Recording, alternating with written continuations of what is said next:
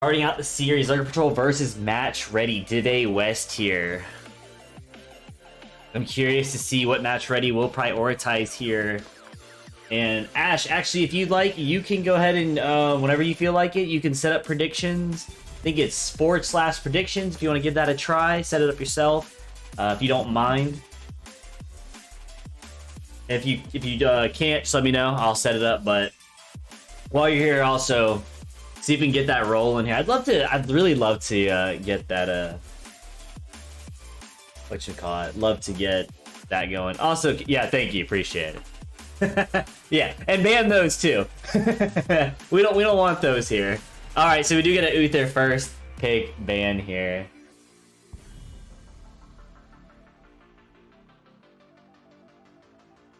All right, so following up here, from my understanding, the comp situation here for Lurk Patrol versus Match Ready is very similar to... Both teams have very similar playstyles and pools here. As we did see in the previous series between Lurk Patrol versus Match Ready, Lurk Patrol did beat Match Ready. In my opinion, from watching the game, and I actually watched it again when I had some time today, I watched their match, and quite frankly, I did think Lurk Patrol was the underdog, and rightfully so. They won that game, Not saying that they're not good. It's just from when you look at the teams and whatnot. But Lurk Patrol put it through, and it was awesome to watch that game. You could see the frustration in Match Ready during the match. You could just see it, and Lurk Patrol did so well. So do we get to see this again? And in this situation, I don't consider Lurk Patrol the underdog anymore. I can, at this point in time, I see them both. They both have what it takes. I'm super excited. Appreciate it, Ash, for the prediction start here. And we do get an Orphea ban, and followed up, we do get a Joe ban onto the Teal here. But like I was saying, at this point in time, I'm really excited to see what Lurk Patrol has to offer. Bringing us into Tomb of the Spider Queen, because I think they did surprise, Match Ready, and they did, surprise some other teams. When looking around and talking with some of the community members, I was super excited to see that. So, what do you guys think? What do you guys think? Who do you think is gonna take it here? So we do get a Stukov prioritization here. Just messing with something real quick.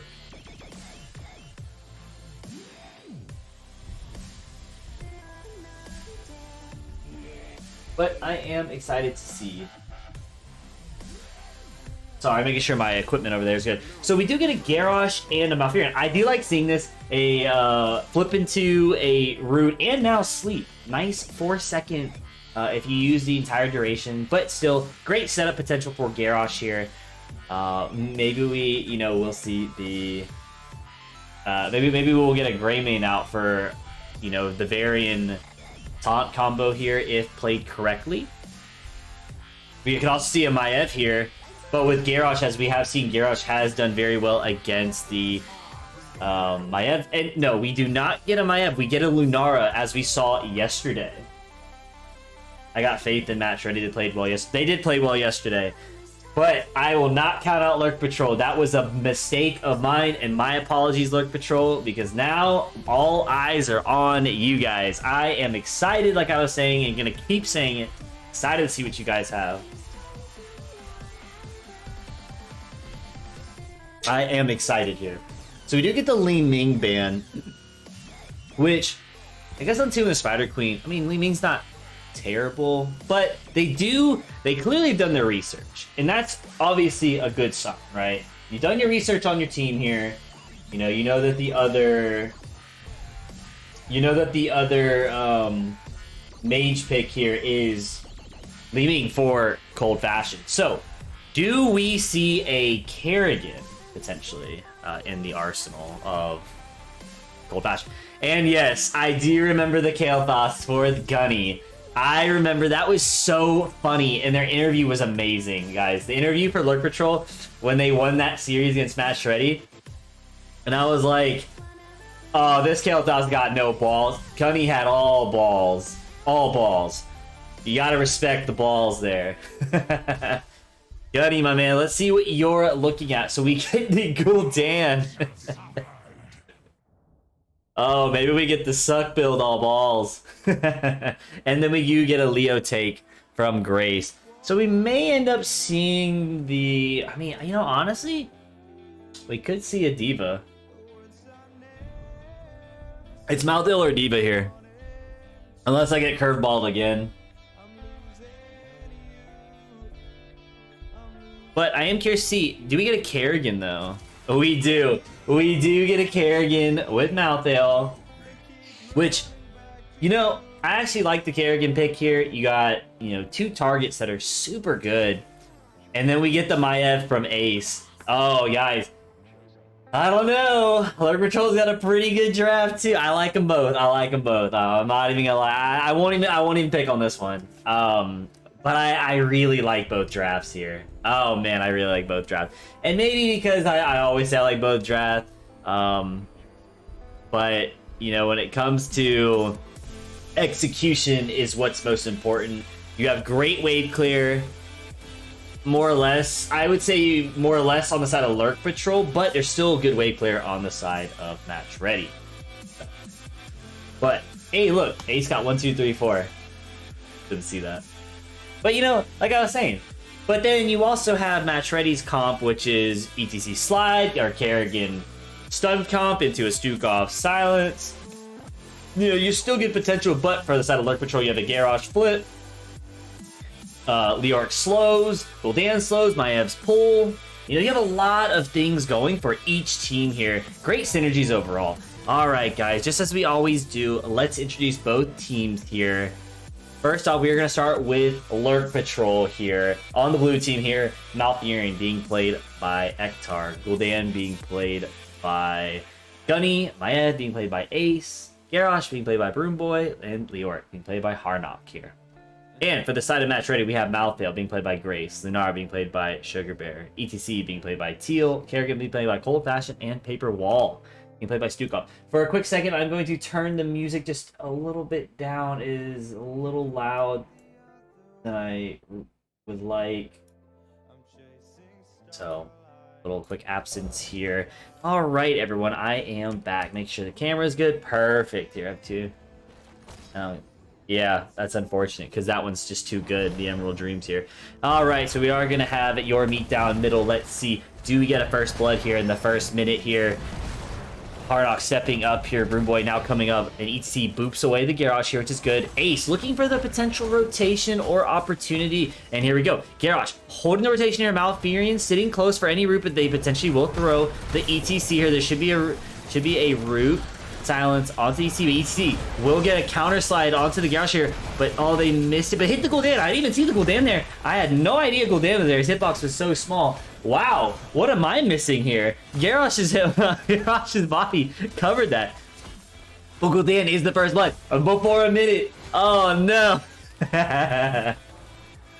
Unfortunate, but we see ETC going mid now and Kerrigan getting the rotations here, but immediate camp take for the Bruisers here. Really good to see here, and as we can see in retaliation, both teams are taking their camps. Mouthdale more or less just soaking the wave, getting some chip damage on the fort for the side of Lurk Patrol, putting chip damage on Match Ready's fort wall. Overall, XP-wise, again, still early in the game here, but should be about even for both. Yeah, about even. There we go. I'm gonna say you're missing something here. Perfect. Now I see it. So XP. Alright, but look, we do not get the Sugma build. We get the Echo Corruption build here. We are going to see a clear onto the Bruiser camp here. ETC coming in aggressively, looking in, and you're going to get a Garrosh Q onto the ETC here. Ektar coming in, missing a quarter of his health, comes in, heals up Gunny. Overall, guys, I really like how Malfurion feels now in the meta. He's definitely, I used to not like him. The healer, but provides a lot of potential here. But look at Stukov being a nuisance here. Gonna pull in the Gul'dan here, but Cold Fashion goes in, completely trusting, and Garrosh throws him in. Oh, Cold Fashion's feeding. Unfortunate. ETC pushes away. I don't know. You probably should have had communication with Lunara, or at least, you know, the Stukov. But Stukov was already silencing the fort wall there. Was a great try, good ambitions here, but you have to be quick or you're gonna get punished too quickly. They're holding here, and now Lurk Patrol coming in with the XP advantage due to these kills. Or due to that kill. And it also looks like they did take a camp down bottom with the Maev down here. Let's not neglect all this. Grace losing a fort wall down here, missing this. And so that was basically a 3v4 at the fort wall, taking a lot of damage here for the Maev, but you know, they got the kill down and Rougers were crashing into their wall here. And I mean, yeah, they put some chip damage on the fort, but again, structure damage is probably a little frustrating for the offlaner here, getting tag team down bottom. So 4-man rotating here. Maev is back up here, looking for the potential look at the Lunar here. They do catch the 3-back line here. Oh, great silence on the Lunar. Lunar caught, thrown in, and here comes Kerrigan with the counter onto the Leo here. Does really well. Oh. Wait, Pakairyu. Let's see. I'm not saying that I wouldn't have done that, but there is no situation where that doesn't lose you gems. Yeah, I do agree. You lost gems. And there is a high probability that even if you do get the kill, you're gonna die as well because there's a Garrosh right there. Match ready, looking like, you know, that I will call it looking like they are being outplayed by Lurk Patrol in the beginning here. Lurk Patrol looking really good. I like to see this. Lurk Patrol. Oh, look at my F here. Looking at potential opportunity, getting some vision and catches the Kerrigan and ETC. ETC walks into the side and there should be a pull onto the root here. But Ektar, oh, Garrosh left the game. Doesn't want to play anymore. He said, I quit. I got that kill. I'm out. While we have a moment, let's look at everything else here. So siege damage wise, he's almost 40k damage already for the Gul'dan. Wow. But what I'm most curious about is the XP. So XP wise, it looks like, so obviously Lurk down there with 4.1k here versus the offlaner perspective wise with the, we'll say 3.4k. That Comcast internet tonight. Oh my. Comcast is still a thing? Wow. That's unfortunate. Hopefully he can come back. I didn't even realize Comcast is even still a thing. I think they went out of business. Alright, so Mercs wise, obviously we saw that Siege came down bottom. And Minions wise, Soaked wise, I mean, even though it's 9.3 versus, okay, we can almost say 8.958. You know what I mean? It's still that good deficit. Now, passive-wise, you're matching structures at the bottom, as we saw here, is where that 250 is coming from. To see if there's anything else. Oh, it's all these fort walls down here. So overall, leading the charge here for the total amount of XP given, 16.4k. It's looking really good for this side of Lurk Patrol. Now, there might be something else I'm missing. Kills-wise, you're 980 to 311 with the 2 kills, and as you're scaling as well, you get more XP. So overall, let's see. Let's test out everything else. Oh, cool. The time dead. I didn't even know this was an option. Look, we're learning something every day here. So healing wise, hey, your self healed here. What does this do? Carried objective. Oh, look at these breakdowns here. Time CC'd. 56 seconds over, or, right? Am I reading that correctly? 56 seconds for the Stukov here. Damn, alright. There's no way. There's no way it's been 56. Okay, so it goes up to here. Those are pretty cool things here as we're learning this. But as we're seeing here, it looks like the Gul'dan... well, wait a minute. Isn't there supposed to be another E-Town or something with the Echoed Corruption build here?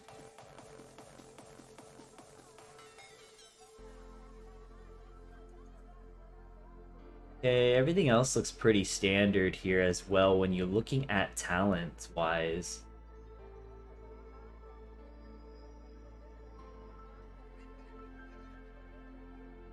Dang, that Comcast internet must have really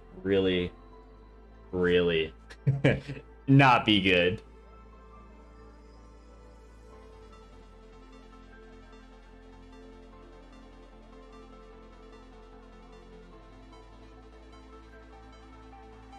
Let's see what else we got here. Oh, so you just break it down overall.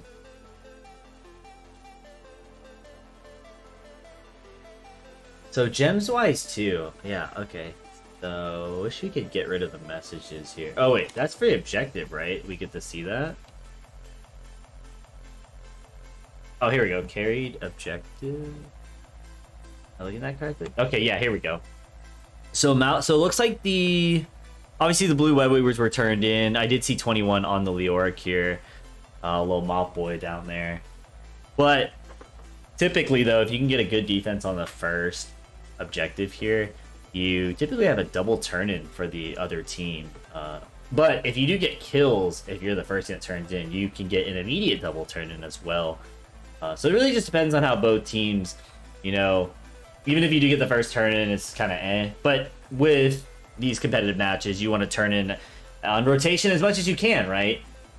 Because there will be a point where the enemy team will know that you're desperately trying to turn in, but if you passively turn in through rotations, you know, if you have the lane advantage, or you know, if you know that the enemy team's taking a camp, try sneaking as much as you can, even if it's only 5. It's 5 less that you have to worry about later here.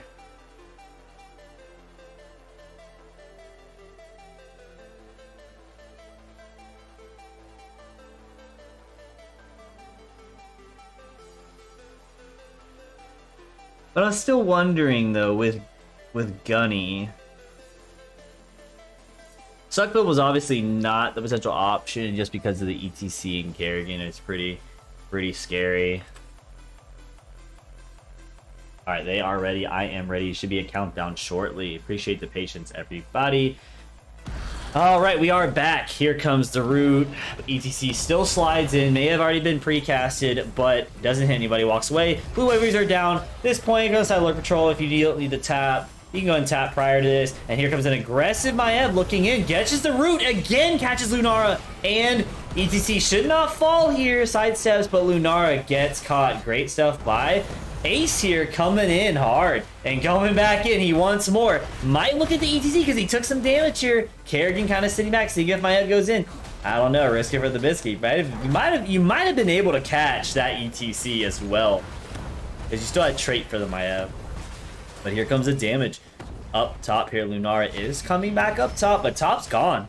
At this point, you can see top. Kerrigan is clearing mid here, using the auto attack and Q combo, getting those stacks here for the late game here. Is there a potential flank? But oh, ETC counts some Malfurion, but there's really nothing you can do about it. ETC just getting some auto attacks, and there's nothing again you can do about it. Again, this is still a decently healthy web weaver for, oh my gosh, the amount of value Lurk Patrol just got off of this objective here. Great stuff. But is Ace too high up? The slide is down though, but they do hit a Stukov. But Lunara chasing down Ace here, root, and here comes the support team from Lurk Patrol here. But look at the soak wise, right? Look at the value, level 10, they're a talent ahead. Camp's gonna get started here.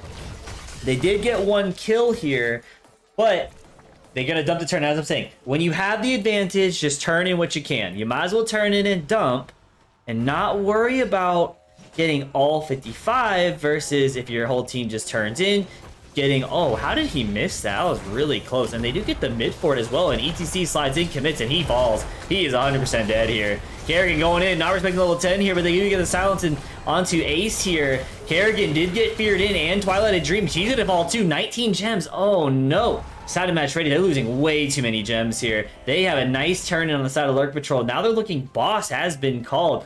A pre-10-minute boss here. Oh wait, what happened here?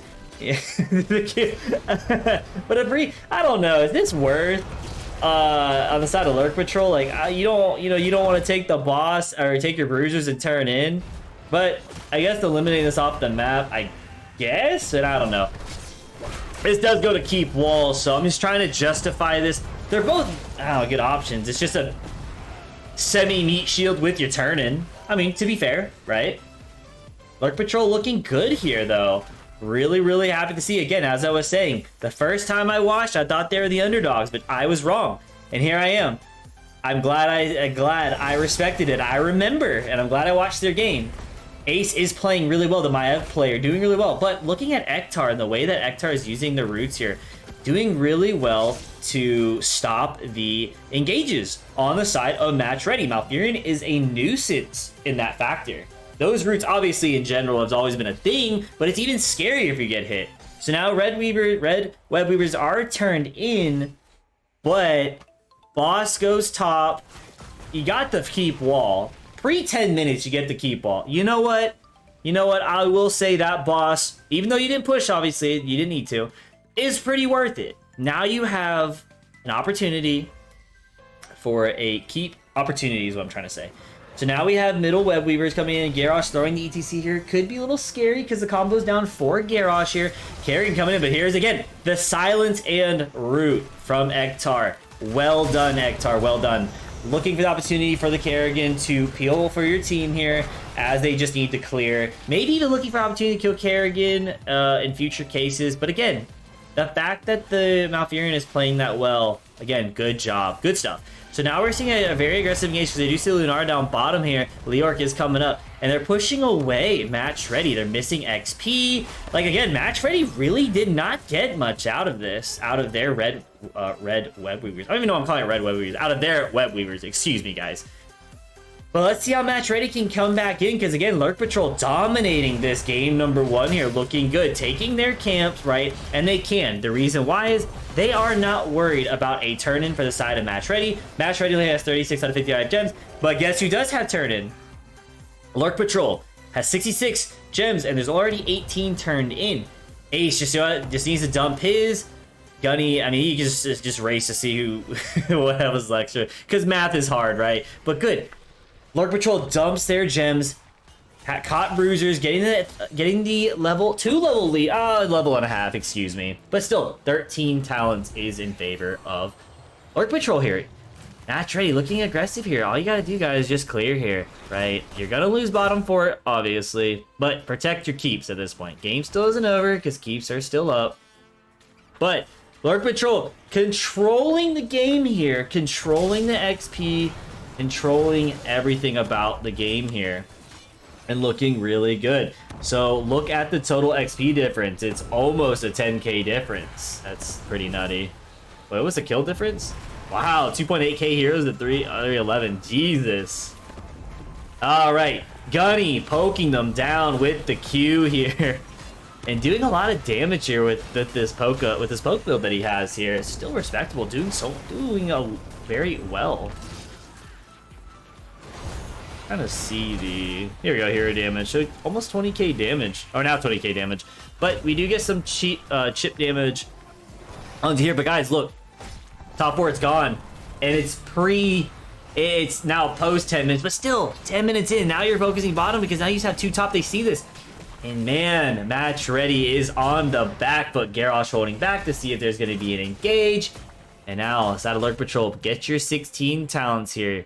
You know, Match Ready does have their turn-ins, but guys, look at the lanes here, right? It's just so far pushed back. Sure, take your bruisers. You need either that, or you really need to look for the pre-16, but they're so close to 16 that you really don't want to. So Lurk Patrol is going to take the time to just dump again. Good stuff. They're playing smart. Dump everything you have here. Ace being different, doesn't want to turn in his to get the 45 out of 60, but it's not a big deal. And here we go. Let's see if they can do this. See if they can force it. But here comes a poke by Gunny. I don't know. Lurk Patrol, all you got to do is just get that 16. And guess what? You protect the turn-in points here. You're looking good here. Maev looking to come in. But you need to clear that first before you go in. And now you have to play a little passive here. And now look at the core here. Probably not going to take the shields down. But still, the pressure from Katas. And now, on the side of Lurk Patrol, what can you do here? You start taking the wave here. Again, pushing back the lanes and keeping pressure. Because when you push back lanes like this, you're providing vision for your team, right? More or less, because either Match Ready has to clear that and take some chip damage on their fort, or on their keeps here, excuse me. And then you'll see them on the map clearing. But we do see a prio top here. Gul'dan is taking bottom of the side. Match Ready, they don't know that, so they may end up trying to fight this.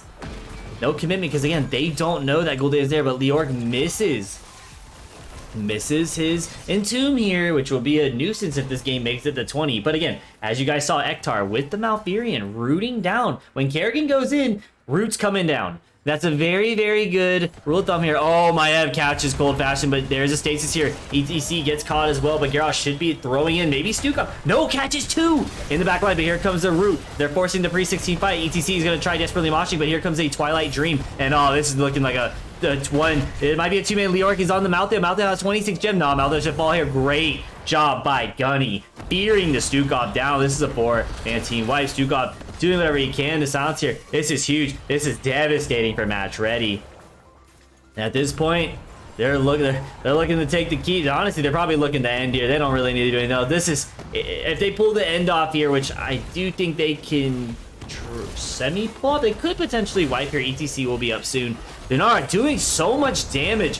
Oh, look at this poke down. Oh no.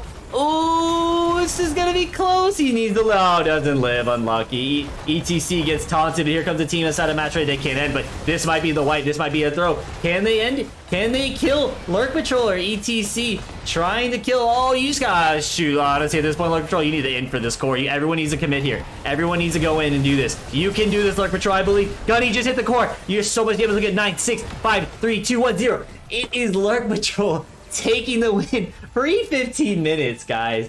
Free 15 minutes. Ash, you lost again, by the way. But, guys, Lurk Patrol dominating game number 1. Really, really clean game for Lurk Patrol. Ended 3. Man, that was good. That was really good for Lurk Patrol here. And I just want to give a shout out to Malfurion here. 4 kills. Malfurion is a true assassin player here. But in all seriousness, Ektar, I'm focusing on you here because you did really, really well with your root placement. I know it's like, well, anyone can hit a root placement. You're right, anyone can. But your root placement, Kerrigan goes in, done deal. Maev goes in, that roots is on point. Catches the Lunara and catches whoever else that Maev caught. But as I focus on the Lunara getting caught, you were able to root very vital targets here. So again, good stuff, Ektar. Malfurion was on point. Super stuff here. Now, let's see what you can pull off in the side win match ready here. Who won since I voted? I think I got it here. Ash lost again. Alright. There we go. Alright, let me go ahead and give this to blue team here. Yeah, hit me. 315, man. 315. And they took it away. They took it away.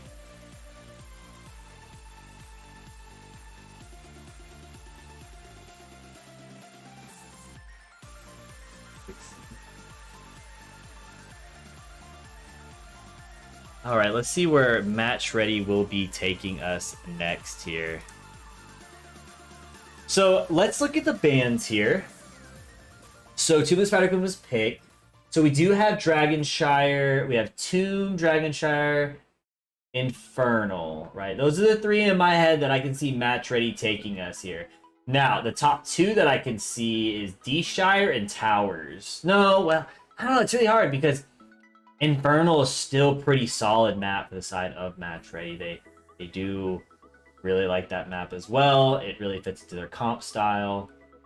But as I'm seeing here, honestly, when looking at kind of like the playstyle between both teams, you know, Lurk Patrol and Match Ready, they have very similar playstyles here. So I really feel like Lurk Patrol it would play really, really well on Infernal.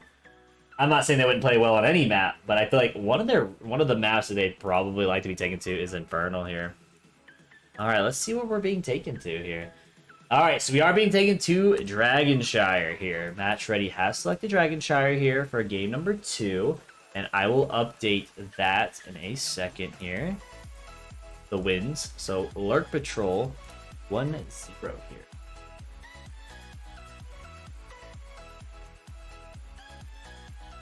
But again, let's see. Can Match Ready take us to game number 3? Or does Lurk Patrol end the series just as fast as the game started and a 2-0 domination here? You know, you shouldn't underestimate these guys. These guys are good. Ready for some spicy roots. Spicy plays. I honestly am really enjoying this sweet tea. It's like one of the best sweet teas I've had in a while.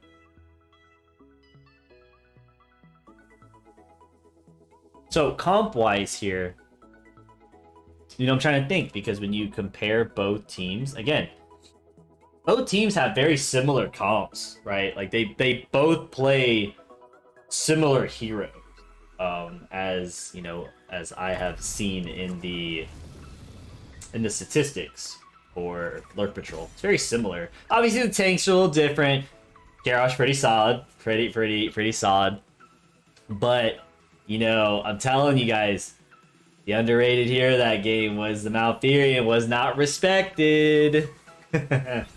Was not respected. And it's crazy too is Ektar didn't even take cleanse because he knew he didn't even need cleanse. He's like, why do I need this? Right? Like all they had was I mean, they had Kerrigan and ETC. You want to cleanse those, but he's like, I ain't worried about it. It's all good.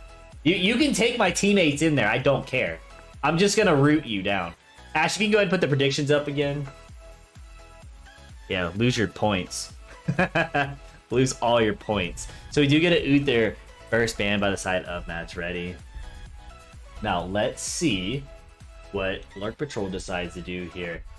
Are we gonna get maybe the Joe ban? No, we are gonna get the Sonya. Do we get a Joe ban as well on here? Now I feel like on Lurk Patrol we might see the Diablo here if they play. I don't know Broom Boy's hero pool, but he plays Garrosh. I'm hoping he plays Diablo. Diablo's pretty good on here, especially whenever the enemy team either A, can't really blind you if they let Joe through. But still, I mean, Diablo has so much self-sustain. And we may end up seeing the Malfurion Prio pick again. So we do see Greymane, so we might see the Diablo here because you get rid of Greymane due to the fact that Diablo might be prioritized because of Bullet or ETC. You know, and I was wrong because the new bracket is, again, starting to come up. So, again, whatever their hero pool is, I do feel like the Greymane was more towards a Diablo pick here. So Orphea is taken for the side of Match Ready. So let's see here. The two picks. Are you going to prioritize your tank? Are you going to prioritize your healer or your flex pick here? Offlane obviously will be last. So we do get... Okay, so we get Lucio and we get Garrosh here. So maybe... I'm assuming it was for... Obviously Garrosh here for the bullet. Or they don't want to deal with, you know, Li Ming, Bullet, Stuk, or whatever Stukov combo that Match Ready does like to pull off here.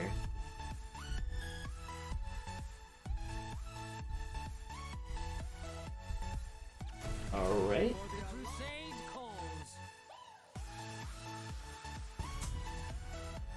Is that what I think I see? You know what they're doing, right?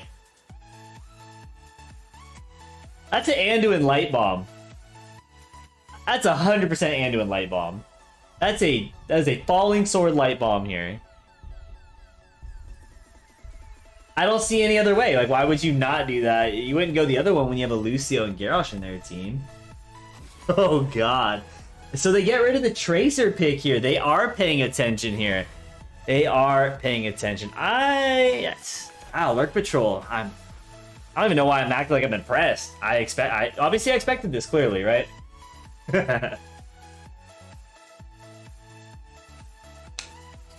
Honestly, I'm trying to think what Lurk Patrol is going here. So they got rid of the Tracer here because it more than likely countered something they're going, or just in general, they were just afraid that... I don't even know, because even if they did Tracer with an Anduin, this would not look good. Maybe it's because they were going Kael'thas here. And I'm just going to be straight up. I have a feeling this Kael'thas is going to go big balls convection. I mean, Gunny, send it away, homie. Send it away. I believe. You proved it last time. You proved me wrong. Mana Addict might be good here, though, because they can get to that back line this time. Now, what does Sugar Bear select here? Are we going, like, is it going to be a standard, like, maybe silver? Oh, it's going to be Lunara again. They're putting the trust here. And reason for Lunara here is Lunara does get, I think it was level 13. You get Spell Shield, so Kael'thas is for Lunara if you hold it for that, if they picks Pyroblast. So, still really good value. Lunara gets some good value here. Good poke damage onto the Garrosh here. But, not gonna lie, well, I'm kind of excited for the side of Lurk Patrol's comp here. We do get a Rainer. So I do wonder if they were suspecting the Tracer. I don't know. It's good that they're paying attention, right? They're doing their homework, but I'm just trying to think in what way would that Tracer have posted really any concerns? Only because of the fact that it's an Anduin. I don't know. Maybe Anduin can keep the Tracer up. I mean, I wouldn't say any better than the, Malfurion would obviously be a dead giveaway, but, I'm just trying to think of a scenario here. I guess it would be annoying for Kayle, but you had Lucio, right? You have Garrosh wouldn't really do anything. Artanis, Artanis would have been fine. It's another, but still. All right, guys. Let's see it. Can Lurk Patrol pull it through here? I don't know. They look pretty good. So game number 2 coming to Dragonshire. Match ready has taken us here for game number 2. So let's introduce the team. Gunny didn't go big balls, but I do respect it. I do respect it because of the potential light bomb combo on Gunny. No big balls, Bill. But again, I understand. So let's introduce the team here as I'm delaying. For the side of Lurk Patrol, we have Lucio being played by Ektar here, Kael'thas being played by Gunny, Rainer being played by Ace, Garrosh being played by Broomboy, and last but not least, Harnock playing Artanis. And for the side of Match Ready, we have Grace on Mouthdale, Orphea being played by Cold Fashion, Teal playing Johanna, Sugar Bear playing Lunara, and last but not least, Paperwall playing Anduin here. Something that we have not seen from Paperwall here for Match Ready here. Sugar Bear stepping up, knowing that he can take the movement speed advantage on the Garrosh here, but be careful because Ektar can surprise you with the movement speed boost here. But here comes a nice dash in by the Artanis. So they are going to get the globe for Gunny here. And we do see Exterminator Rainer, which is, they're looking to play more of the macro is what I would assume here. They're going to come through. And no, they're not going to. They are kind of zoned off here. Joe gets pushed away, but oh, look at the damage on the Joe. But Orphea steps up and looking at the Rainer potentially. No, Lucio, But they do spread the bombs here, and it does hurt. You got to be very careful with those bombs here. They do get the soak. Do we see a prio on top bruisers here? Because Malthel. So Malthel is going to take the prio top. Is someone going to match? Ace is clearing out mid. Honestly, if I was the side of Lurk Patrol, I like prioritizing top. And good, we do see a prio top. Johanna is going to match. So this is the dead giveaway, right? You're setting your tank top. Malthel's got to be somewhere taking camp. Leaving, which obviously they took it. But Garrosh scouting around, protecting Gunny, making sure nothing's going on weird here. And now we're going to see Bruisers taken a little bit later, which is still fine. So they are going to clear the wave here. But do we see Malthael, right, with On a Pale Horse sitting mid, allowing Orphea to soak bottom, committing 3 top with the Bruiser camp here. Oh, Artanis playing cheeky, looking for the swap here, but was sidestep here. No, on the side of Match Ready to back away, but oh, Gunny gets the Malthael here. They are going to cover up mid here, but oh, Malthael being caught by Garrosh, Lucio, and the Kael'thas here. Great first kill for the side of Lurk Patrol here. Gunny, looking at you. 5 globes already out of 20. Looking good. Pre-5 here. Here comes Artanis. Nice route by the Anduin. Being proactive here. Protecting the Lunara here.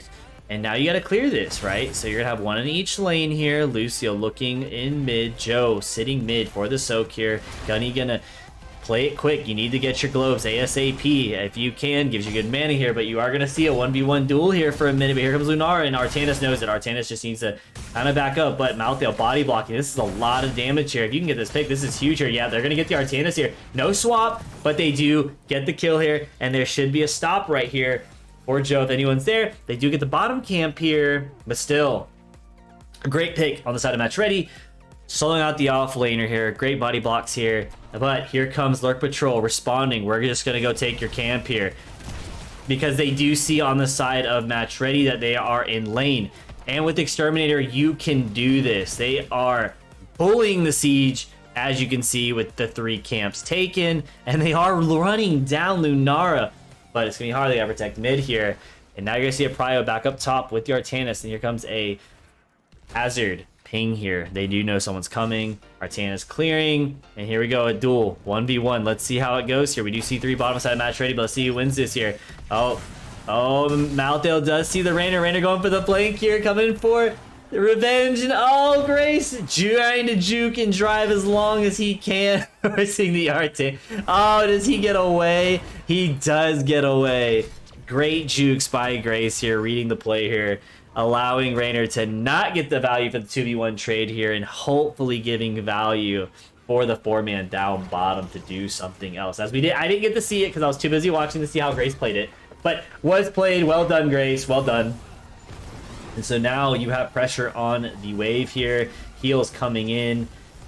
So, I didn't... Oh, God. And Lunara is going to be saved by the Anduin here. Great catch by Paper Wall. And I was actually just about to say, the Anduin pick is really good against comps like this because Garrosh is going to throw you into the back line and Anduin can do the save. But obviously, for the memes and for an actual strat, obviously, the Light Bomb here. Hopefully it does play out because I, as caster, want to see game number 3. And I love great plays like that.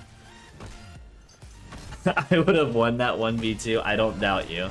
But throwing away the Johanna here, and Orphea catching the Artanis up top 3v1, but they're trying to look for a retaliation play by catching the Joe here, but Joe has the Unstoppable and running away, spreading the bomb into the wave, and again, he should be able to get another health blow. But oh, is he too high? Okay, nice throwaway. Oh, he's so low, and Lunara, no! It's okay. And see, this is how you know this is a Joe player, because back in the day, that level 4 talent, the one that gives you burst E, that would have killed him. I'm just saying that would have killed. Well, okay, it would have not have given him any positive health bar. That's all I'm gonna say. But with that kill advantage, you can now start looking at the. Oh, please God, don't tell me you did not just do this. So Grace feeding. Oh, but can he be saved by Teal? Teal saves him. Oh, Lucio. Do it to him. Kill him. No, the slow. Kill him. But due to the fact that they did not get the kill on the mouth and on bottom, on middle, look at the value that Match Ready is going to have here. In the bottom, they do take the bottom wall here with the bruiser camps. They get bruises and they get structure advantage here. Artanis now going mid and Malthael taking top. Being a nuisance here, playing really well by the side of Match Ready here, but Lurk Patrol is not too far behind here. Playing well and retaliating when they can. At 10, let's see who wins the trade-off here. They are going to see a prioritization on the camps here.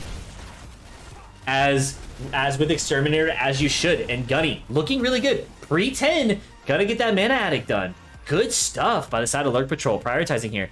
And you do have one advantage here. You are going to see 2 going into the Bruiser camp here. And you do protect mid for a little bit. Because you have Artanis up top. Have a lot of interrupts. Yeah. I mean, truthfully, we're not going to get a Johanna Light Man. It's going to be a Leaping Light Bomb. We all know Teal doesn't do Falling Sword Light Bomb. I tried doing it with him back when I was playing some SL with him a while ago, and the man would go, "Oops, I forgot you're playing Anduin." Fucking Pepe hands. But here we go, prioritization at bottom. They're gonna catch the kill toss, but they are not respecting into the fray by the Garrosh here. So alt is down for Match Ready for the alt here, but oh, look at the prioritization up top or mid. Oh no. What the heck was that? Oh, that's total flames to be necessary. Ace getting caught in mid. I did see him use, see him use his ult. I don't know if, did he use it top here, but here comes the kill on Harnock. Wow, he got obliterated. Oh my God. His health bar was gone. But again, on D-Shire, it takes a lot of coordination and whatnot, right? Because it's a cat and mouse game here. Joe committing down bottom, but they only see one here. Orphea taking the bruiser camp, waiting for the healer here. But You got that one, you got 2 kills, right? Ace was caught mid and Artanis was caught up top. You do have pretty much 2 level lead. And look at Lucio. Great stuff by the Lucio. Buying time for his team here. Being a nuisance. They do throw the Joe out. Joe taking some damage here. Lunara coming in. Going to leap the Kaladas here. But here comes a Lucio. Being a nuisance. Missing his push off. But high five. Getting a lot of value here. Again, the cat and mouse game is still going on here. But oh, Gunny is so low again. Oh, they really want to kill Gunny. They know that his mana addict is down. But hey, at this point, you can start pressuring bottom, right? This is where you start putting pressure. If you can't get the Dragon Knight, you might as well do it yourself, right? But Gunny getting tapped in mid. Teal taking damage by the fort for pulling in Lucio and the Garrosh here. And Raynor getting dunked on by the Malthael. Really good 1v1 trade here. Malthael winning it. It's unfortunate. Lurk Patrol coming back in for XP wise for 13. At least bare minimum even talent tiers here. But here goes a 1v1 up top as well. Let's see how this goes because Artanis is fighting in the wave here. However, they're just poking down bottom. I'm just going to watch this for a minute here. Malthael still going back in because of the fact that he has the wave. And ooh, Artanis swapping him back in. But can we get a... Ooh, look at this. Artanis fighting back. And they did get the Kelders down bottom, but so does Tealfall. But there is a Garrosh trade down bottom. Honestly, I was more interested in that 1v1 just to see how Artanis deals with the Malthael here. But... but they do get the 2-for-1 trade. And all right, let's see this. Artanis missing, but still not. Well, I mean, Grace is low mana, but respectively, well, the amateur opponent, I guess for the camps. I don't know. What do you guys think? Do you think amateur opponent's worth it on D-Shire? If you already have Exterminator Raynor, is that just an overly overlaps here? What do you guys think? Or is that worth? I would think that you would go, and again, my speculation, if at bare minimum you go the armor talent into, well, I guess Malthael would be the ability damage, but maybe stacks to do more damage, because do you really get true value with amateur opponent if you have a Raynor taking your bruisers? Or taking camps wise? That's the real prioritization I'm thinking, at least. So, again, let me know what you guys think. Again, right here, for fights like these, right? I feel like in the long run you just obliterate, but oh, does Artanis sniff this out? Here comes Match Ready coming in hot. Is there going to be a swap? No, he's just dead. Not respecting to see where Match Ready is. Harnock getting bullied up top here. But in retaliation, you have the 3-man pushing down bottom. Lucio stalling the rotation here. Ace punishing bot with his Exterminator, doing really well. Does it count for structure? No, but still, just doing a lot of damage for Raynor in general. Lunara coming in, but here comes a high five. There is no fort, so escapes are rough. Here comes Malthael, looking to be aggressive here. Needs to be kind of careful, because I think Garrosh may saw a flip. I could have missed out on the Lunara, but doesn't matter. Is this a chance that Match Ready needs to get the Dragon Knight here? Malthael sprinting to middle with On a Pale Horse.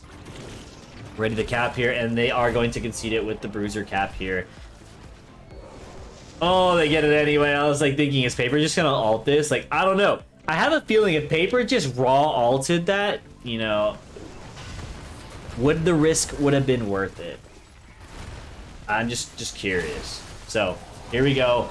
But here comes a stun onto the Raynor here. But here comes a doing light bomb, catching the Raynor. Great light bomb, thrown on the Johanna here. I think it's fine, but Raynor should have gone trait stack. Yeah, I mean, I don't know. Maybe, I think he should have gone ace in the hole. I mean, or the Artanis should have just gone stacking, because I do understand if you're, whoever prioritizes. Amateur can be good for structure push. Okay. Is it really that for that too? For non-heroes here. Okay, so there is going to be a push onto the Garrosh, but Garrosh... Oh, the ult catches the Lucio here, but Unstoppable is casted, but here comes a lot of damage on Teal and Cold Fashion. Cold Fashion getting caught by the Kael'thas bomb. And, oh, can Artanis catch him? There is the bomb. Oh, he swaps him into the laser. Teal taking so much damage from the bomb, or from the laser in the middle here. Teal should fall too as well. Oh, Teal's still alive. Artanis does fall. Lucio going in, but here comes Lunara poking down Ektar. Ektar should fall as well. Malthael doing so much damage here, dunking on the Garrosh here from Sugar Bear. Here comes Light Bulb going on Kael'thas. Kael'thas falls as well. great fight, scrappy fight here. Was thinking that Lurk Patrol would have got something. Honestly, it was worth that fight. You had to take that fight there inside of Lurk Patrol. I guess, okay, excuse me. You didn't have to, but that was honestly not a bad chance, right? They're on the run, they're low, but Match Ready did pull through. So they don't have a lot of slows for Ace. Well, you have, let's see. I think Kael'Thas does some slows here. I guess, but I mean, I wouldn't go, you know, the stat quest on him. I mean, realistically, I think the objective. I like the what's it called, the Exterminator for Raynor here. I'm totally not against it. I'm just more curious, like, you know, as we saw Darbo was saying, right? Does better in Siege Jam as Twin Blades attack deal 150% to non-heroes, right? So I guess it's assumed. Okay. Is it assumed that it does the bonus damage on? I mean, there's still a lot of potential for slows though for Raynor. Is all I'm getting at. I don't know. I don't play Artanis, which is why I'm just genuinely curious. You know, I don't really know entirely how his amateur opponent is. All I really thought was it was good for like stuff like this or like BOE, right? So, you know, if you guys know, you guys know. That's why I'm asking you guys. But I do think the objective was for Artanis to prio at least minimum bruisers, but Raynor's been taking it all. Here comes a 4v4 down bottom with a 20 talent advantage here, but Lunara going in with the light bomb here. Great stuff. Catching Gunny. Gunny getting obliterated, but they are going to throw away the Johanna here, but here comes Lucio speed boost into a heal here. This is really rough. Lurk Patrol swung the first round, but here comes Match Ready coming back in. They want to win this. Take us to the third game series here. Third game of the series here. Yeah, structures too. Okay, I feel like they could be a little bit more specific, or maybe I'm just being too picky. But okay, fair enough. Non-heroes is everything except structures. I mean, I just think the wording for me is just a little off. But all right, fair enough. Good to know here. Yeah, it just depends, right? Because he did pick the reverse amp, right, at level 7. So if he's wall riding, it does, you know, it does really have a good range here. So we are going to see a prioritization down bottom here because there is no deep wall here. Obviously makes sense because, as I've always said on Dragon Shower, just take the camera off them real quick. You have these 3 camps right here that provide pressure down here. And gives them the... Yeah, I mean, it gives him that range AoE. 100% agree. Without really putting himself in an unfortunate position. I mean, you're playing Lucio how you should be playing him, right? Aggressively. Within means. So we are looking to take on core damage with the 20 advantage here. Orphea going a little bit deep here. Poking it down here, but there is some damage going on to the Artanis focus here. Johanna did pop ult, I believe. But here comes Light Bomb onto the Artanis, but Garrosh is going to be the target here. Here, he's going down. Grace taking tower shots here, but does probably have his level 20 talent. Malthil has returned, so we have... what's it called? No one can stop death, but look at the damage onto Ektar here. Ektar following a lot of poison damage here. Yeah, this is going to be GG. Game number 2 is going to be going towards Match Ready. Really good stuff by Match Ready. GG's.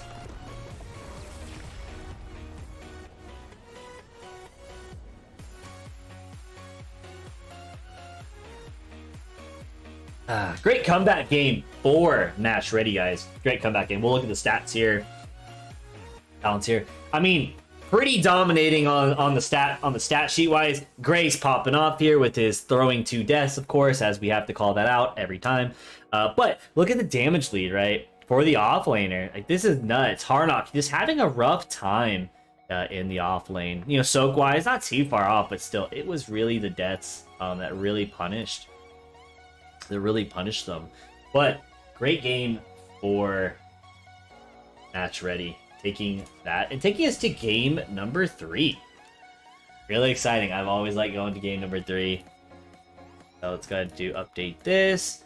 And map bans, red team wins. So we are getting, whoever picks maps right now is winning. So we are going to see, will the trend continue or will Lurk Patrol?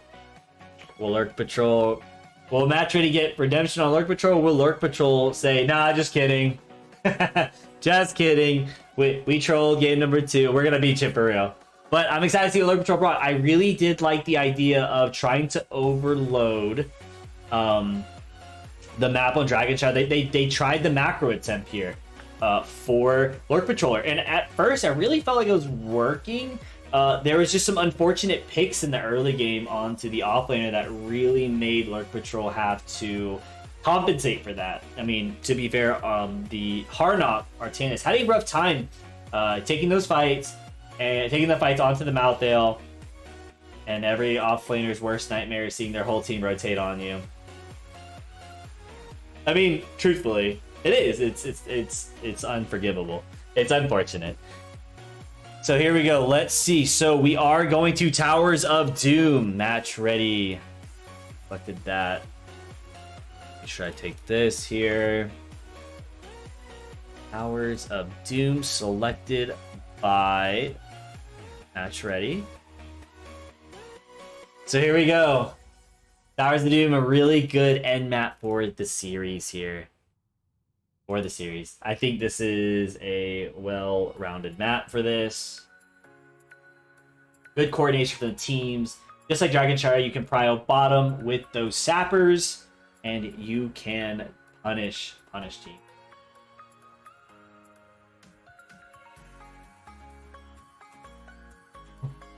Nobody thought this would happen. Better luck next time. All right, match ready, showing signs of life, but does Lurk Patrol take game number 3? And for the series between these two, is it going to be 2-0? Or between the two teams, is it going to be 1-1? We shall see. I for one, depending on how the draft goes, I will predict this one, this last series here. I'll predict here, because I just feel like though still like the overlappingness of it's not that so I'm gonna go back up to top lane, right? I feel like the amount of fighting that Artanis was doing into the Malthael, you know, I truly feel that he could have had a better chance with the stacks. The only reason I say that is, again, you know, you really didn't see him get value by pushing up on the wall. You really didn't see him get value for taking the bruisers, right? Like, he was kind of there, but he wasn't always, you know, I'm not like, I would say if you're not getting 65% value of that level 1 talent and you're seeing yourself fighting more, so that is something that I see there. But, you know, obviously, you have my points. Where do they go?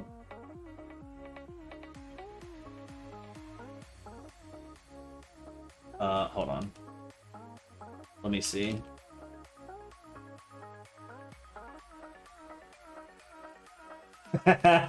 Did you vote? Because it's not letting me do any payouts. You got scammed, buddy.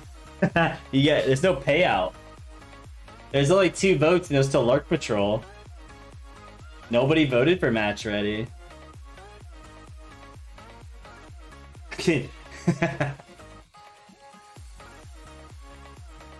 Is this a thing though? Here, let's do. Oh wow, that's how you do that. Okay, I'll do that command later. So it looks like we are just kind of chilling here. Hey, pretty. Really appreciate that, Dax Hots. Thank you so much for the raid. Hope you guys enjoyed Dax Hots cast. Appreciate you guys. And you guys are going to in for a treat. We are going to game number 3. Looks like we're going to have a little bit of intermission here. We're going to game number 3 in Div 8 West. Match ready took the game. No, I'm saying for this match. Oh, I'm confused on what you're asking here. Appreciate the follow, Benjamin.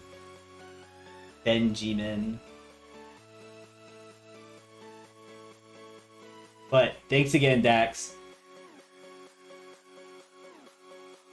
Did I miss? Oh, okay, I thought I missed someone else as well. Scared me here. But yeah, you know, so let's see, bro. That Comcast net, BB. Alright, so game number was taken by Lurk Patrol. I will show you guys the map bans to catch you up to speed, or map picks here. As you guys can see, Lurk Patrol did take the... Honestly, Lurk Patrol had a dominating victory on Tomb of Spider Queen. Was very nice, but then Match Ready came in swinging for Dragonshire with a dominating victory there. Oh, I understand. Right, okay. Well, I will tell you once I see the draft. And then last but not least, Match Ready selected Towers of Doom for the game deciding map for the series here.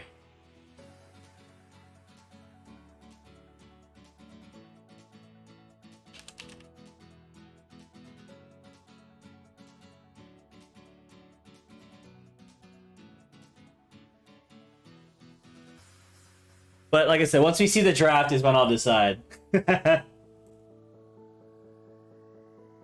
I will say though, I will say this. The Anduin pick for Match Ready really came in clutch. You know, there was, I think it was, I want to say twice, but I know one for a fact. The Lunar got caught out by Garrosh in mid-throw where for sure Lunar would have died. Anduin saved the day. Looking really good here. With that. And the light bomb felt... At times it hit, and other times it didn't. But overall, you know, when they were catching the Rainer, right? Or they were catching the Lucio or Kael'thas, it really came in. And, you know, Paperwall using that ability at good times. I was still hoping for the light bomb combo with Johanna falling sword, just because it looks so good when you hit it and everything falls into place. But it still worked out with Blessed Shield, timed with the light bomb here. So it overlapped, but you still got an extra few seconds on the stun, which gave them just enough time to do more than enough damage for their squishies like the Rainer, Lucio, and the Kael'thas. Artanis, I think, was caught in it as well. But the last rights value, guys, I'm pretty sure Grace was spamming last rights all game. I think he had like 5 stacks on it, which at that point is what, like a 30-second cooldown? Let's pull it up. Is he considered a bruiser? Ah, he really is. Okay. So let's see.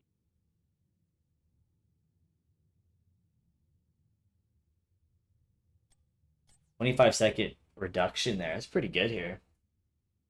So Ash, let me ask you this: what is your prediction based on what you're seeing? Do you think Match Ready is going to pull it through and get their redemption on Lurk Patrol to take their individual, you know, series to 1-1, or do you think Lurk Patrol is going to take it? And honestly, guys, what do you guys think as well? I think I still can't decide because I have to see the draft here before I make my decision. But both teams have shown domination, right? Lurk Patrol showing domination on Tomb of Spider Queen. And then we also see domination, in my opinion, domination on Shrine here. But let me actually see Lurk Patrol's win ratio on... or on Towers. Do they play Towers? No, it looks like they don't really play Towers of Doom here, which is probably why Match Ready took them there. Oh, he's back. All right, welcome back, Broom Boy.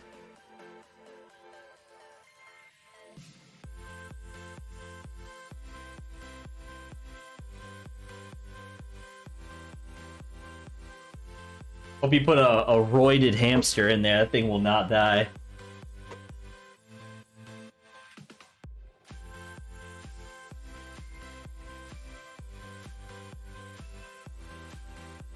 What?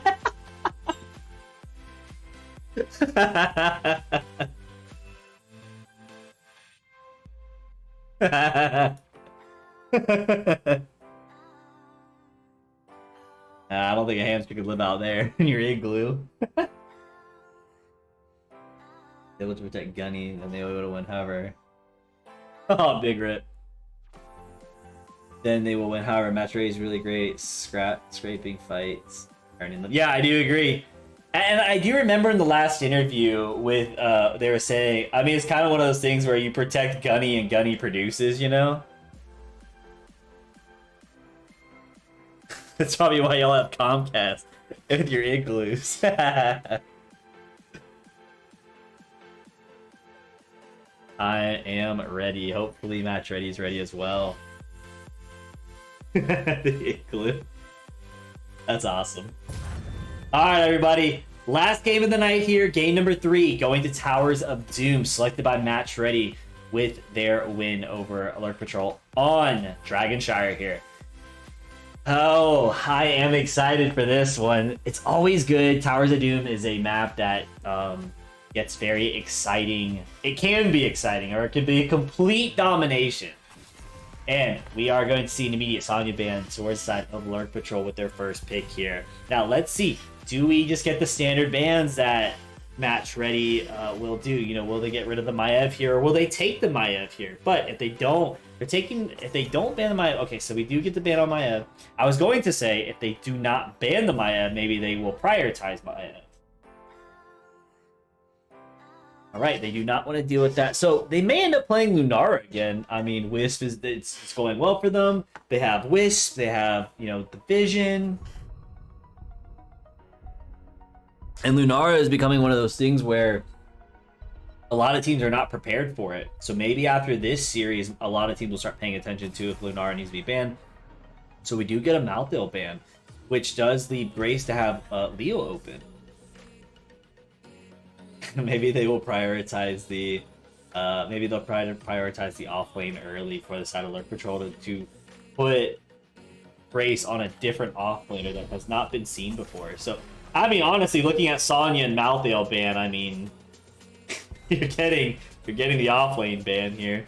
So first pick, what is your priority here for the side of Lurk Patrol? We did get an Uther ban, which for predominantly most of Match Ready's bans, we do see a lot of Uther bans. So we do get an Orphea ban here. Oh yeah, here we go, game number 3. It's always good when it goes to game number 3. Always good here. So we do get a Primal on Li Ming. Li Ming's one of Li Ming's best maps, hands down. A lot of open areas to fight. An area where there's a control point where you have to hold to capture. And so we do get a Leo. There is a prioritization on the Lurk here, knowing that Orphea being selected prompts Lurk Patrol taking the same draft that Match Ready likes to do with their Orphea, Leo, you know, maybe even Stukov combo. But they probably would Malfurion here, right? So, at least that's what I think. Our world is worth fighting for. So we do get, oh, we get a Mei here. And, oh, and a Hogger. Oh, boy. Oh, boy. I'm curious how this is going to play out. So we got really good picks here. We have Hogger and we have Mei. But I think Leo, if Leo hits the... I think if Leo hits his W is Grasp on Hogger, he does really well. As long as he's not in the, you know, spin to win here. Okay, I thought I got pinged on Discord. I agree. I do like seeing the Li Ming pick here. Li Ming is so good, and so is Chromie. Chromie's pretty good here, but I don't know if Cold Fashion plays Chromie. But nevertheless, Li Ming is still good. Now, tank-wise, are you going to ban the healer, flex, or tank? I mean, those are the 3 options you have left. But what is worse here, right? Are you worried about the tank? I don't know. I think you should be more worried about maybe a Greymane coming out. Or so they are more worried about the Stukov coming out. But Paper is becoming unpredictable. He pulled out Brightwing last night and now pulls out the Anduin. What's next? Curious to see. I mean, honestly, would you do that though? Nah, I don't think so. I was like, would you Tracer that? At the moment, into the Orphea, but Orphea with the auto attack burst here. We got a Variant Anduin here. Okay, okay.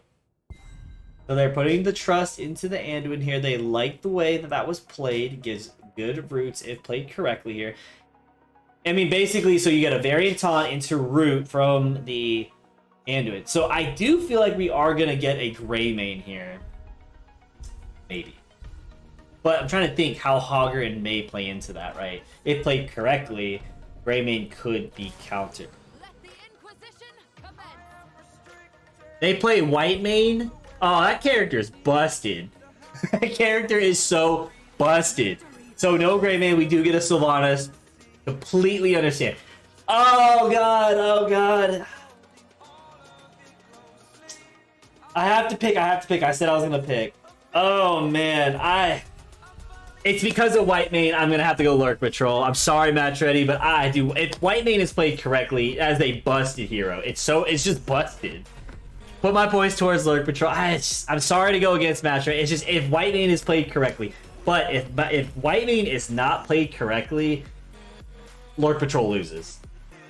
100%. 100%. Because of the fact that Whitemane is so busted, that is the only reason why. I'm putting all my chips on Ektar here, but I don't, not for a single second will I say that Match Ready is not capable of fighting and doing well into the Whitemane. But Whitemane is just, I hate that character when it's on the enemy team. It's so good. So, alright, we're going to introduce game number 3. We're going to start again, last and not least for the last series, for Lurk Patrol. Ektar on Whitemane here. Orphea for Gunny. Alarak being played by Ace. May being played by Broomboy, and Hogger by Harnock. Leoric being played by Grace for the side of Match Ready. Sorry, guys. Leoric being played by Grace. Lee being played by Gold Bastion. Aaron being played by Teal. Sylvanas being played by Sugar Bear. And last but not least, Anduin being played by Paper Wall. Here's the thing, though. The only thing that also makes me kind of, like, hesitant is the double mage pick, right, with the Alarak here. So that could be a big problem with that. So again, there's really no doubt in my mind that Match Ready can work around it. But again, as I'm going to say one last time, if Ektar plays Whitemane and keeps the team alive through the burst damage that Match Ready has, right, because they're a burst comp, like it's a stun lock comp. So if Ektar does not play that well, Match Ready wins this easy peasy. But if he does hold them into the fight, Lurk Patrol is going to have a good fighting advantage over Match Ready. But we shall see for game number 3 here. We are going to get the camps can be taken up soon. It looks like each team's going to posture here. I am curious though how you're going to make the Alarak work here with double mage here. I mean, obviously you have to hit this, but they are looking for the rotation advantage. Rotation gank, I mean. So here we go. Camps should be started. Lurk Patrol is going to take the advantage for Mercs first here. Let's see. You know what's crazy? In Div A, Div A West, I have not seen. What just happened? What just happened? I mean, the win trade-off goes towards Match Ready because of Leo, right? Because he's going to be in the lane first, but that's awesome. Both teams do take their sappers, but Lurk Patrol takes it first. So there's a 5-second FC. Oh, Sugar Bear. Potentially going to give stacks to the Alarak. Still at 100 here. But there should be a free clear on Lurk Patrol's sappers down here. And here we go. Level 4 does swing over towards the favor of Lurk Patrol. See. Come on, Ektar. We got points to win. I'm just playing. There's going to be a rotation gank onto Teal here. Oh, can he boop him back in? They do. And Alarak pulls him in, but here you go. Anduin. Doing Anduin things. Being a nuisance. Pulling Teal out of game. Honestly, Anduin might be the saving grace, too, for Match Ready. Because, oh, pulls him into the fort. Nice. Q, but, oh, Teal going back in. Alarak gets the kill. Gets 3 sadism over to Alarak here. Teal got jebaited by the Orphea going into the fort. Oh, Alarak trying to pull one into the May combo here. But again, they're really snappy fights here. So you have the snappy pick for the Alarak here, but then you have the consistency of the Orphea. Wow, Cold Fashion chunking Orphea right there. Part of the fight, and Orphea looking to get a mid soak here. Augur prioritizing top. Really good. Honestly, I have really no comments on Alec. I really don't know. I mean, I feel like there's like 3 different builds for him. But here we go. Ektar backing away. Like, nah, I ain't trying to get caught here. But at level 7, there will be a cleanse for the yeah, Yeah, what's your face? White mane. Excuse me, guys. Excuse me. But here we go. Hogger down bottom, taking theirs. Leo should be rotating after clearing the wave here. There's 6 for level 6 talents here. Nice catch. Can they do any damage? Orphea catching and face tanking into the Varian here. Oh, but look at the catch. Do they get anything here? Oh, the damage. Oh, nice. Nice. Oh, wow. He somehow lived, though. But unfortunate that Anduin does fall. Li Ming needed that level 7 talent to be a true hero. Alak pulling 2 in. Look at the damage on the Alak. They weren't respecting the bush gank here. And here we go. Sadism being stacked for... Oh, what just happened to her? Oh my. Sylvanas getting a great pick in middle here onto the Orphea here. You're lucky in here. What would you do without me? I would have to do everything else. Camps will probably start being taken here. What is up, Farrell? Welcome back. Glad you are here for the final game of the night for this series. So we are going to see Privatization Camp again for the lead of Lurk Patrol. But again, not too far behind is the Dapper Camps for side of Match Ready here. Leo does have lane prioritization, so if they are looking for an evade here, Leo going back up top. Not by all, but there's going to be a fight onto the Sylvanas here. Sylvanas does get out with a great E.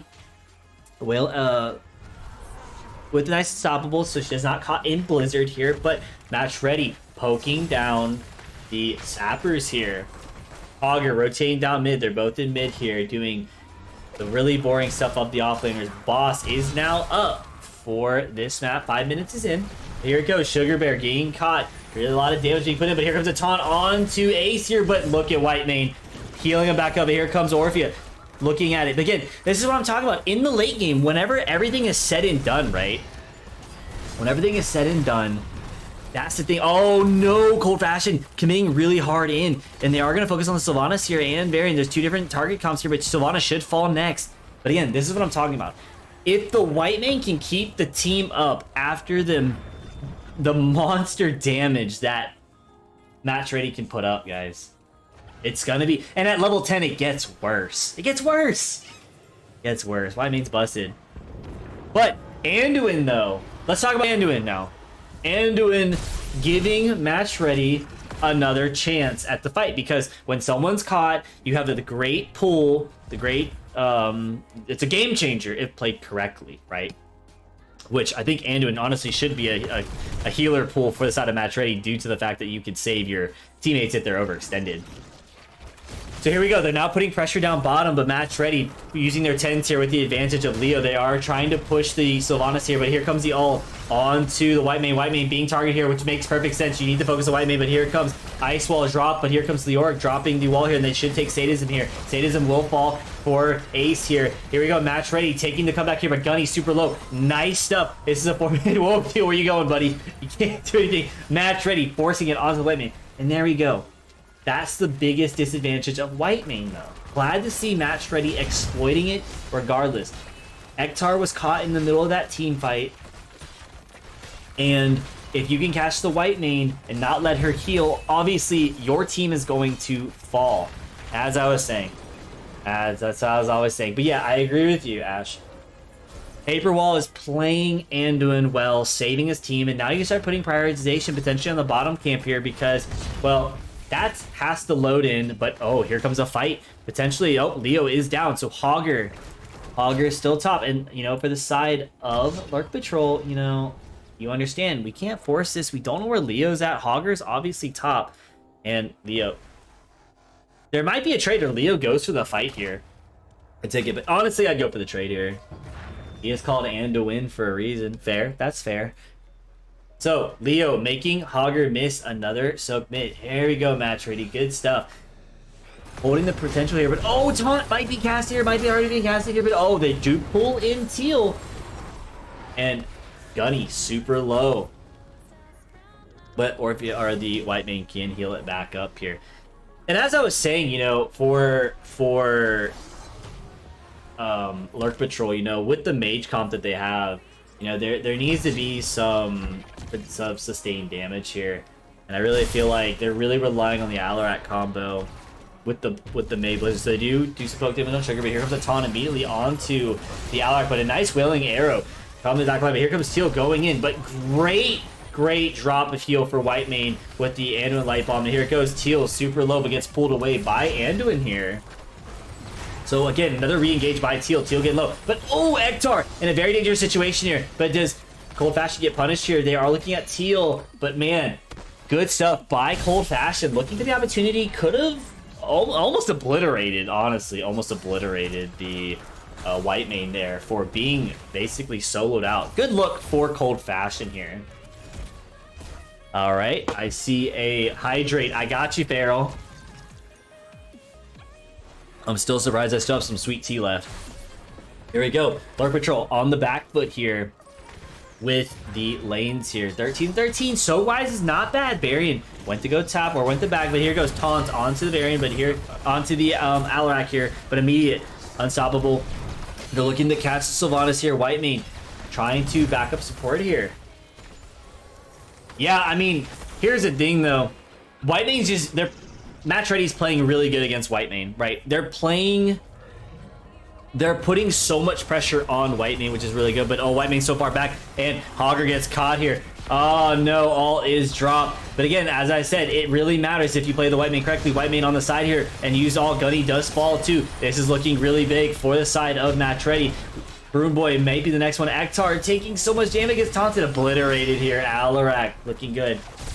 Well, you know, although I did vote for Lurk Patrol because it really comes down to if you play the Whitemane correctly, I'm glad to see that Match Ready is playing correctly into the Whitemane. They are applying so much pressure onto the Whitemane to where if Whitemane stands still, right, if Whitemane stands still, there's going to be immediate pressure on Whitemane.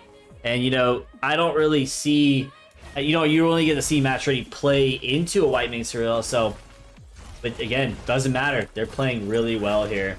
They're playing really well. Yeah, I feel that Hogger too. But the misplay there, and I'll just call it out here, one of the misplays I saw with Hogger being high was Ektar was so far back. Understandably why, but Hogger gets punished because Ektar was so far back. The healing purpose sense here. But Ektar probably felt like we don't know where Match Ready's at, right? They could be in this bush, and if I'm high, I'm the target. But here we go. 15-16. Lurk Patrol down a level here, a whole level here. Lurk Patrol or Match Ready looking to take advantage. They're probably gonna take their, honestly, really nothing else you could. I mean, yeah, you take the camp, force the fight down bottom, get the attention back for the side of Lurk Patrol. Now you have vision on Lurk Patrol. They're in the middle lane. Hogger going to mid here. So here we go. Are they going to look for some more damage on Grace? But Grace gets away as Leo. Actually, let's look at the soak-wise here, right? Yeah, 3k difference here. The offlaner's playing really well here, but there's a taunt on Whitemane. Whitemane way too high up and gets punished. Gets punished. Immediately blown up, immediately gone. Great light bomb taunt here, but they are going to ice wall this. You know, it feels like some of the, they do take the tower here, but Hogger coming from the back line here. No healers. You got to be careful here for Hogger. You don't need to lose any more. Right? So, oh, Gunny's gonna fall potentially. Oh, great. Great stuff. Gunny, ooh, super low. Cold Fashion looking for blood here. Grace looking to swing the tide into the side of them. They finally take the lead here. And they, I mean, 15 shots are gonna be going into Lurk Patrol here. This is a big tide swinger. Oh, maybe, but there is a stall here. They are looking to save this fight. Whitemane and Sylvanas down bottom, but Alarak is caught inside the, whoa, the Entomb here. And oh, Leo falls, but this very the next target. I think Anduin's gonna be able to pull that out, but still, you're now down one, but here comes Hogger super low, but here comes the ult for the Whitemane here. But they do catch Varian yet again, but here comes the Anduin Light Bomb here. Hogger jumping in, wanting to fight here, but oh, Varian falls. Hogger spinning the, oh, whoa, wait a minute, and falls. But can they stall this long enough? I don't know. That Hogger just like, oh, look at the damage. Oh no, you gotta commit. You're not Sugar Bear if you don't commit into this. You know you're looking for blood here. Oh, here comes the damage from Lurk Patrol, but it's really close here. They're looking on the white main here, but oh, Sugar Bear not being able to solo out the white main. White main is looking for redemption, looking for the kills, but Sugar Bear is looking for so much damage here, and they might get it. Oh, Li Ming looking for the kill. Oh, what a brawl here. What a brawl. As I'm saying, white main's crazy in the 1v1. You thought Savas was going to win that? Just kidding. White main will out heal it. But it doesn't matter. You got 15, or was it 10? Or that 25? No, 15 shots were sent over to Lurk Patrol side. Taunt onto the Orpheus, caught. Great hold by Teal, but Li Ming finishing the kill here. So here we go. Leo protecting Teal like, whoa, calm down there, big guy. Let's not go any further from here. And now you're gonna see an aggression onto the Sapper camp here. Guys, match ready, coming in hot, handling the draft well. I want to look at the deaths here. Oh, wait. Here we go. There's a taunt onto the Mei here, but Hogger jumping in. They're looking on the back line. Anduin and Alarak is putting pressure on the back line here. And here comes Hogger pushing the variant into the wall here, but here comes Li Ming putting a lot of damage onto Teal. Can Teal survive here? Oh, man. Very brawly here. Sugar getting Aurora flashbacks after that. Yeah, that's what I'm saying. But here's the thing about Towers of Doom. The game isn't over until the core hits 0. That is one of the crazy things about this map, is you think that it's completely over. I mean, most cases that it is, but you'd be surprised. Here we go. Nice wheeling arrow onto the Hogger into retaliation. But here it comes. Strike comes back into the Varian here. Varian gonna get caught. Potentially no. Varian gets away, holding the wall here, but Gunny falling. But here comes a taunt onto the white main Anduin, and Hogger's gonna fall too, giving him another reset into Li Ming. Li Ming's gonna do clear house here. Nice other kill, but it is caught into the ice wall. Guys, I don't know. I don't know. This is looking like it's game. Hey, I'll eat it. I'll eat it. Yep, GG's. White main did not get the value that white main could be getting. Looking at the deaths here. What's the B steps here, baby? Good job, match ready. I ate my words. You know, you guys played really well. Lurk Patrol, GG's as well. GG's.